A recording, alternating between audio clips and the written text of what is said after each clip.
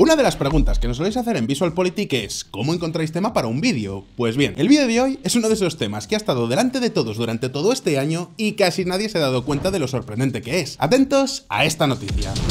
El comodín checheno Ramzan Kadyrov se une al esfuerzo militar ruso. Las fuerzas leales al señor de la guerra del Cáucaso han sido una parte integral del plan militar del Kremlin desde el comienzo. La noticia en este caso es que esto sea noticia. Pensadlo así, Chechenia es una región de Rusia. Es obvio que si Rusia invade un país habrá tropas chechenas, al igual que tropas de cualquier otra región rusa.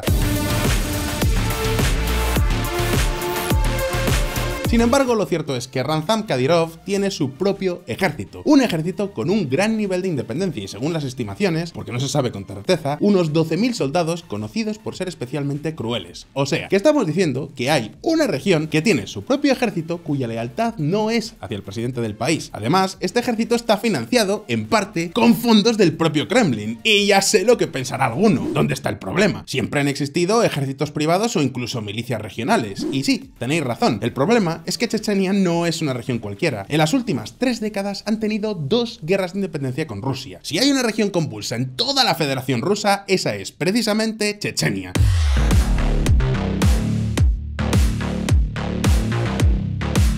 De hecho, podríamos decir que tiene un encaje dentro del Estado ruso bastante especial, por no decir otra cosa peor. Habéis oído bien. Muchos dan por sentado que Rusia es un país indivisible y que todos sus ciudadanos, desde San Petersburgo hasta Vladivostok, se sienten orgullosos hijos de la madre Rusia. Pero lo cierto es que hay partes de la Federación Rusa que se sostienen con alfileres, y Chechenia es una de ellas. Así que la pregunta es, ¿hasta qué punto podemos decir que Kadyrov tiene un ejército paralelo al ruso? ¿Hasta qué punto la lealtad chechena hacia el resto de Rusia es inquebrantable? Hoy vamos a responder a estas preguntas, pero antes vamos a ver un poco de historia.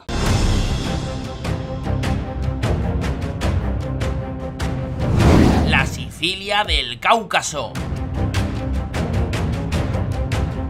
Puede que sorprenda, pero la historia de Chechenia tiene muy poco que ver con la historia de Rusia. De hecho, mientras la religión mayoritaria de Rusia es el cristianismo ortodoxo, los chechenos son musulmanes. Pero no solo eso, tienen incluso su propio idioma, que hasta 1920 se escribía con caracteres árabes. En realidad, esto no es algo único de esta región. La Federación Rusa tiene varias de lo que llaman repúblicas independientes, es decir, regiones con un estatus especial porque tienen su propia cultura, idioma o incluso historia. En el caso que nos ocupa hoy, los chechenos son uno de los pueblos más antiguos del Cáucaso. A lo largo de su historia han sido conquistados por la Rusia zarista, sí, pero también por otros imperios como el mongol. Habiendo servido a tantos imperios distintos, los chechenos terminaron desarrollando sus propias instituciones ajenas al invasor de turno. Hablamos de redes de clanes familiares muy parecidas a lo que durante siglos fue la mafia siciliana. Dicho de otra forma, por mucho que los zares invadieran Chechenia durante buena parte del siglo XIX, ellos obedecían antes al patriarca de su clan que a cualquier funcionario venido de Moscú. De hecho, en 1917, varios de estos clanes intentaron crear un estado soberano independiente, la República Montañosa del Cáucaso Norte. Incluso llegaron a estar reconocidos por varios actores internacionales. Sin embargo, en 1922 la Unión Soviética conquistó el país.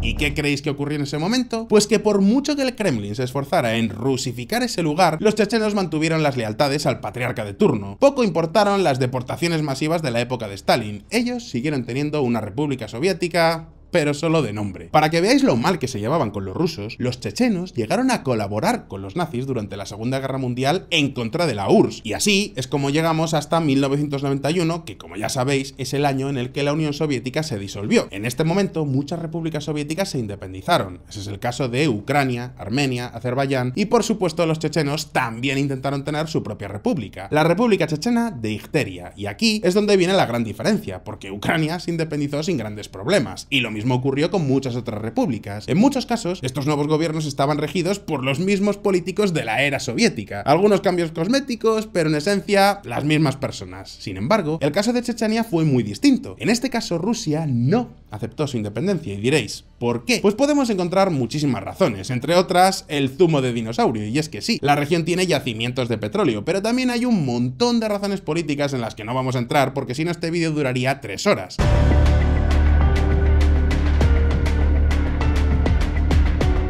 Lo importante es que en 1994 Rusia invadió Chechenia para neutralizar a los separatistas, y aquí es cuando llegamos a la primera guerra chechena. En un primer momento parecía que iba a ser un paseo militar para el ejército ruso, pensadlo así, una región pobre y pequeña frente a una potencia militar. Hacia 1994 apenas tenían 1.300.000 habitantes, y enfrente, aunque debilitada, Rusia seguía siendo una potencia militar. Sin embargo, la primera guerra chechena fue un enorme fracaso para Moscú, tanto es así que en 1999 firmaron un alto el fuego y tuvieron que retirarse. Y pensaréis que esto supuso un conflicto congelado, ¿verdad?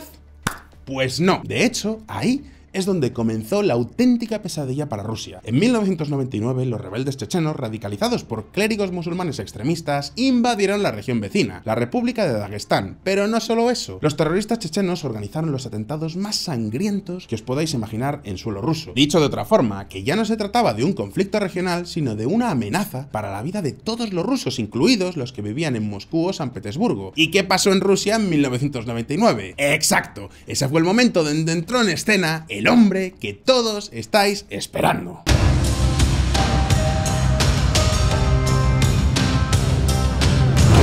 Si no puedes con ellos, únete a ellos. El 31 de diciembre de 1999, Putin se hizo con la presidencia de Rusia y tenía dos grandes desafíos. El primero, mejorar la crisis económica, y el segundo, solucionar el problema checheno. Así es como comenzó la Segunda Guerra Chechena, una guerra donde el Kremlin puso todos sus recursos encima de la mesa, y ya sabéis lo que eso significa. Se estima que murieron cerca de 15.000 civiles. Sin embargo, esto ya no era un conflicto regional. Los terroristas chechenos se aseguraron de que todo ruso sufriera las consecuencias de esta guerra, y creedme, no hay ruso que no recuerde eventos como este. Chechenos armados toman 700 rehenes tras irrumpir en un teatro de Moscú. Habéis oído bien. Más de 700 rehenes, de los cuales 150 perdieron la vida. Pero si este atentado no es suficiente para helaros la sangre, en 2004 los terroristas chechenos rompieron todos los límites morales. Hablamos de la masacre de la escuela de Beslan. En este caso, un grupo armado irrumpió en un colegio y tomó a 1.181 rehenes. Como os podéis imaginar, la mayoría eran niños. En este caso, 333 perdieron la vida. Así que hay una cosa que pasó a ser indiscutible. El conflicto checheno era ya una prioridad nacional. ¿Y cómo lo solucionó Putin? ¿Ganando la guerra? Pues no. Putin solucionó la Segunda Guerra Chechena con dinero.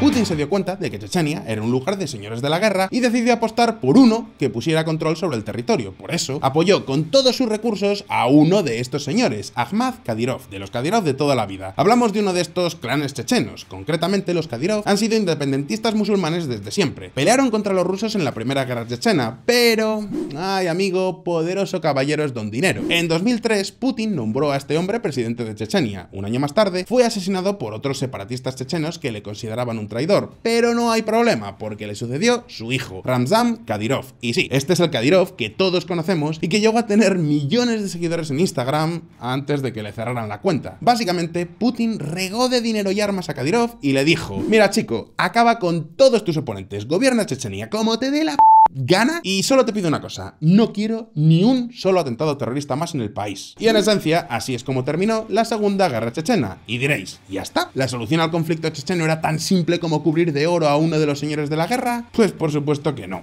Ahora es cuando llega el plot twist más surrealista de nuestra historia. Ahora mismo lo vamos a ver. Las Vegas versión musulmana.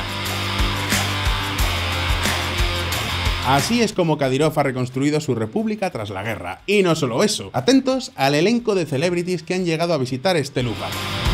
¡Feliz cumpleaños al señor de la guerra! Hilary Swank y Jean-Claude Van Damme bajo fuego por el infame líder checheno. Con todo esto, pensaréis que este sitio debe ser algo así como el Dubái del Cáucaso, ¿verdad? Un sitio donde el dinero, por lo visto, crece debajo de los árboles. Pues bien, la realidad es que Chechenia sigue siendo una de las regiones más pobres de Rusia. De hecho, es la antepenúltima región federal rusa en cuanto a PIB per cápita. Pero, ¿qué producen por aquí? Pues no os voy a engañar, poca cosa. Su economía está prácticamente en la Edad Media. En 2021 el 81% de sus exportaciones era trigo. Ni siquiera los yacimientos de petróleo que tienen son suficientes para lanzar su economía. Entonces, ¿cómo se pagan esas mezquitas de neón? Pues con el dinero que llega de Moscú. Y como os podéis imaginar, todo eso sirve para más que simples mezquitas de neón. También sirve para financiar la propia vida de Kadyrov. ¿Qué creéis que pasa cuando cubres de dinero a un señor de la guerra? Pues por un lado pasan cosas como esta. El debut en la moda parisina de la hija de Kadyrov es una bofetada en la cara. Las botas de Prada de $1.500 del líder checheno Kadyrov se vuelven virales después del discurso de Ucrania. Pero esto es solo la parte más anecdótica. Lo realmente preocupante de cubrir de dinero a un señor de la guerra es que esos rublos van a pagar armas. Muchas armas. Se estima que el ejército de Kadyrov tiene hasta 12.000 efectivos, algo relevante teniendo en cuenta que no varía mucho de los efectivos rusos para la región chechena. El ejército de Rusia se divide en 4 distritos principales: occidental, meridional, central, oriental y la flota del norte. El distrito que cubre a Chechenia es el distrito meridional, que tiene alrededor de 80.000 soldados. Pero si tenemos en cuenta que cubre alrededor de 15 repúblicas distintas, el ejército checheno no está en tanta desventaja con el ejército ruso de la zona. Dicho de otra forma, que los llamados Kadyrov se pueden comparar con las tropas del propio Putin. Esto es especialmente preocupante si tenemos en cuenta que Chechenia se ha convertido en una dictadura salvaje, con campos de concentración de homosexuales incluidos. Vamos, que al lado de Kadyrov, hasta Putin parece un tipo razonable. Por el momento, Kadyrov es 100% leal a Vladimir Putin. A fin de cuentas, vive en una especie de simbiosis. Putin le paga sus caprichos y él le libra del terrorismo checheno. La pregunta es, ¿ha cambiado algo la guerra de Ucrania este equilibrio de poder? Pues ahora mismo lo vamos a ver.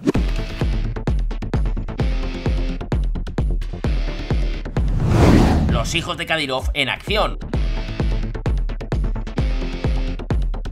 Volvemos a las preguntas que nos hacíamos al principio. ¿Quiénes son estos temidos kadyrovites chechenos? Pues veréis, son soldados leales a Kadyrov y considerados especialmente salvajes. Han sido acusados múltiples veces de torturar y asesinar prisioneros. Vamos, que los derechos humanos no les importan demasiado. La reputación de los soldados chechenos en general es muy antigua. De hecho, algunos chechenos no leales a Kadyrov se han llegado a unir al Daesh, es decir, al Estado Islámico. Entre ellos está Abu Omar al-Shisani, que fue uno de los comandantes más temidos del grupo terrorista. Fue eliminado, por cierto, en 2016 por los Estados Unidos. Los combatientes de Kadyrov también son expertos en el combate urbano. Probablemente ya los habréis visto en sus múltiples TikToks durante la guerra de Ucrania.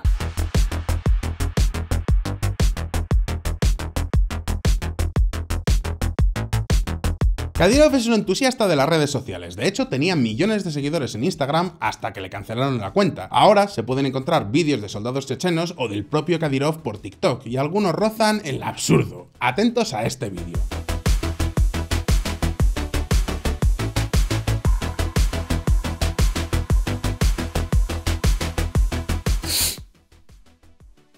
Yo tampoco entiendo el sentido de este vídeo, pero la mayor parte de los vídeos que están posteando no creáis que son tan graciosos, más bien todo lo contrario. Todos hemos visto imágenes de soldados ejecutados, prisioneros arrodillados y cosas mucho peores.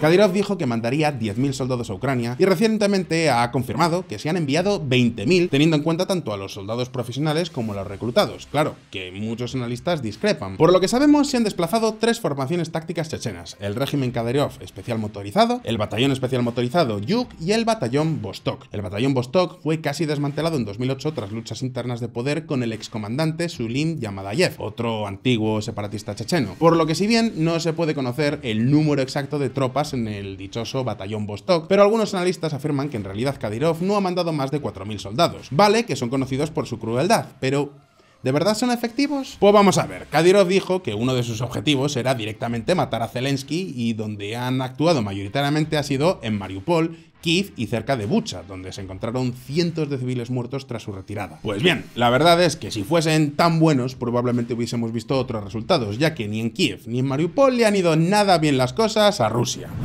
En combate han resultado ser iguales a un soldado medio. Luki Kofi, experto en política exterior y defensa. Y en cuanto a la misión de Kadyrov de asesinar a Zelensky, tampoco le ha ido demasiado bien. El 26 de febrero, las fuerzas ucranianas interceptaron y destruyeron a un grupo checheno encargado de asesinar a Zelensky, y a solo 40 días de la invasión, los ucranianos destrozaron un convoy de 56 tanques chechenos. El 4 de marzo, las tropas ucranianas también capturaron a una unidad de chechenos y les requisaron sus armas y hasta un vehículo armado. Así que con todo esto, la reputación de Kadyrov está en jaque. En la primera oleada no solo murieron un gran número de sus soldados en los alrededores de Hostomel, sino que se tuvieron que retirar. Pero no solo eso, uno de sus comandantes claves ya Rusia también fue asesinado: el general del regimiento motorizado Magomed Tushayev. Muchos medios aseguran que puede que Kadyrov haya dejado a sus mejores tropas protegiendo Chechenia y no las haya enviado a Ucrania. Lo que está claro es que por ahora están colaborando más con la campaña mediática y de lealtad a Putin que en el campo de batalla. O dicho de otra forma, que estos Kadyrovites pueden ser muy sádicos, pero no son tan efectivos como parece. Otro problema que ha habido es que precisamente como los chechenos van por libre, han tenido una pésima integración entre los comandantes chechenos y la inteligencia rusa. Atentos a esta noticia. Hay disputas constantes entre los comandantes chechenos y la inteligencia rusa. Las tropas destacan que están bajo el mando de Kadyrov y no de la jerarquía militar rusa. Además, a diferencia de los rusos, los chechenos han llevado teléfonos móviles para grabar y subirlo todo a redes sociales, y como os podéis imaginar, esto es todo un regalito para la inteligencia ucraniana. No solo eso, además, saltándose órdenes directas de Putin, hablan abiertamente de una guerra contra Ucrania y no de una operación militar. Y digo yo, ¿se atreverá Putin a meterlos en la cárcel o ponerles multas? Porque a fin de cuentas, hablar de guerra en este contexto es ilegal, según las propias leyes que aprobó Putin en marzo. Pero la lealtad de los chechenos no se puede dar siempre por sentada. Los Kadyrovites consideran a Putin un boleto de comida. Dicho de otra forma, que cuando se acabe el dinero, probablemente también se acabe la lealtad. Y hay que tener en cuenta que gran parte de esas tropas chechenas son excombatientes separatistas que cambiaron de bando por las circunstancias. Muchos de ellos han perdido familiares o tienen familiares desaparecidos por culpa de Rusia. Ahora se rumorea que Kadyrov ya ha retirado a algunos de sus soldados, y mientras tanto en Moscú buscan ya chivos expiatorios. Biden afirma que Putin ha despedido o puesto en arresto domiciliario a sus asesores. De hecho, el propio Kadyrov ha lanzado duras críticas y declaraciones sobre la situación. Atentos. Si hoy y mañana no se realizan cambios en la implementación de la operación militar especial, me veré obligado a acudir al liderazgo del país, el Ministerio de Defensa, para explicarles la situación sobre el terreno. Y diréis, ¿todos los chechenos apoyan a Putin? Pues no, y cada vez menos lo hacen.